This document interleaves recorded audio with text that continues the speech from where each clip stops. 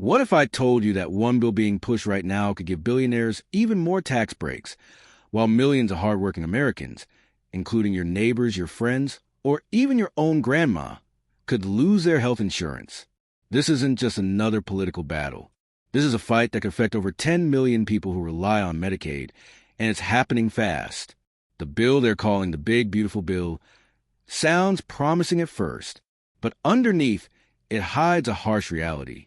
It cuts funding for essential programs that millions depend on, while permanently extending tax cuts that benefit the richest 1%. Imagine this. While the wealthiest Americans gain thousands of dollars every year, families living paycheck to paycheck stand to lose thousands in health care benefits. Let's meet Rosa. Rosa is 37 years old, a mother of 2 young children. She works 2 jobs just to keep food on the table and a roof over their heads. Her kids depend on Medicaid for their prescriptions and doctor visits. Without Medicaid, Rosa's family wouldn't be able to afford the medications they need. A simple doctor's appointment could mean days of missed work and unpaid bills. If this bill passes, Rosa's coverage could disappear. She could be forced to choose between paying rent and paying for her kids' health care. This story isn't unique. It's the reality facing millions of Americans right now. Let's take a closer look at what this bill actually does, piece by piece, so you can understand exactly who it helps and who it hurts. First up, Medicaid cuts. Medicaid is a government program that helps over 70 million Americans get access to health care. It covers everything from doctor visits to hospital stays, prescriptions, and even long-term care for people who need it.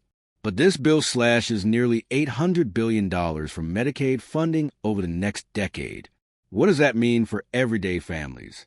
Take SNAP, the Supplemental Nutrition Assistance Program, better known as food stamps.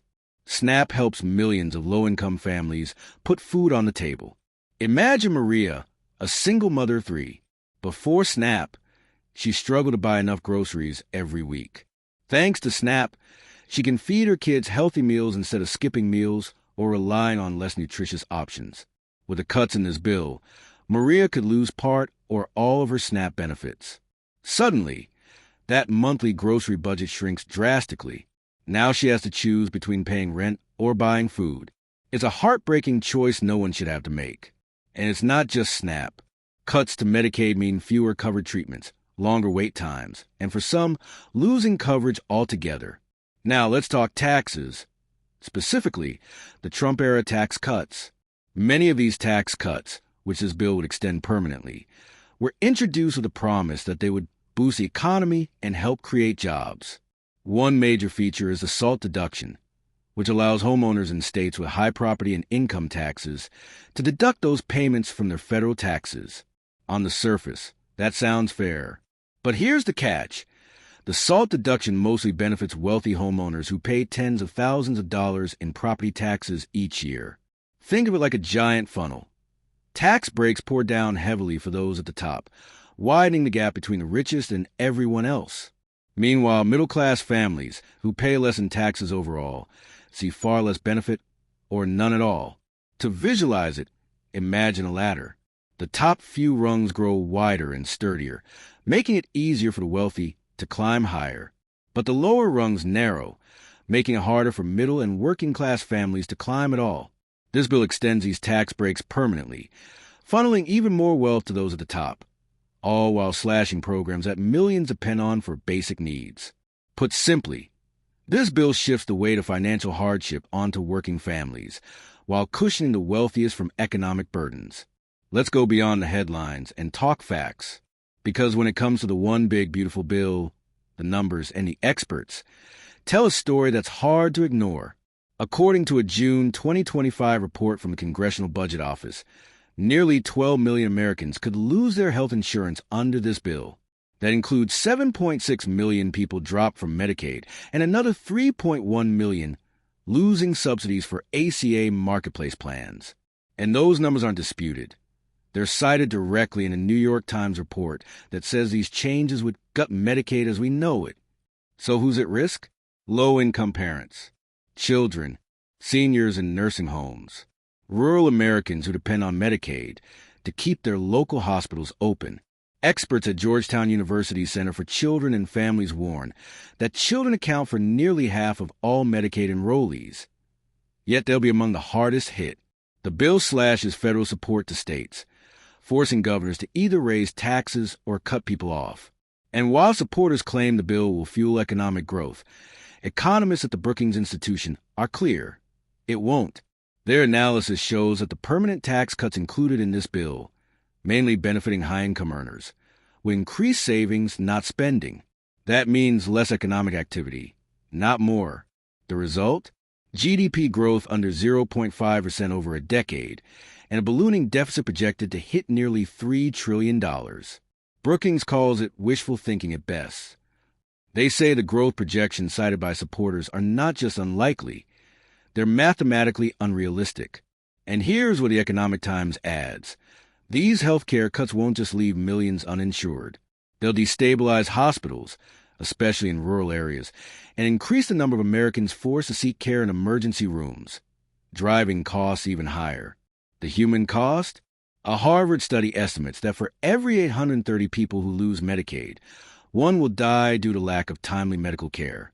That means this bill could lead to 16,000 or more preventable deaths per year. So, let's break this down one more time. Up to 12 million Americans lose coverage. Children and working families hit hardest. Deficit increase, $3 trillion. Economic growth, negligible. Preventable deaths, in the thousands. This isn't just a policy debate. It's a question of values. Are we investing in billionaire tax cuts or in the health and dignity of everyday Americans? Because the experts are clear, this bill doesn't just cost money. It costs lives. Families like Rosa's will face higher out-of-pocket health care costs. Costs that many simply cannot afford.